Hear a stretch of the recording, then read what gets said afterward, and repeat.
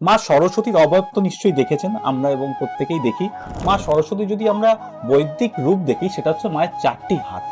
মায়ের 4টি হাতে, একটি হাতে আছে বেদ। বেদ হচ্ছে জ্ঞানের প্রতীক। সেই জ্ঞানের অধিকার, বেদের অধিকার ব্রহ্মা কিন্তু মা সরস্বতীকে দিয়েছিলেন, সাধারণ মানুষ যাতে তার অধিকারটা পায়। তো এই জ্ঞানের অধিকারটা পেতে গেলে কি করতে হয় আমাদেরকে? আপনাকে একটা কোনো কিছু জ্ঞান দেয়া হলো, সেটা যদি আপনি নিয়মিত চর্চা না করেন, সেই জ্ঞানটা কি থাকবে? থাকবে না। তো তার সাথে সাথে মায়ের অপর হাতে দেখবেন কি আছে, একটা মালা আছে, যে মালাটা মা কন্টিনিউয়াসলি জপ করছেন। তার মানে কি, কন্টিনিউটি। যদি আমি কন্টিনিউয়াসলি যদি জিনিসটাকে প্র্যাকটিস করি, তবে আমি জ্ঞানটাকে উপলব্ধ করতে পারবো এবং জ্ঞানটাকে আহরণ করতে পারবো।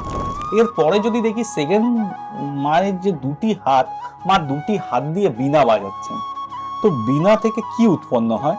সপ্ত সুর।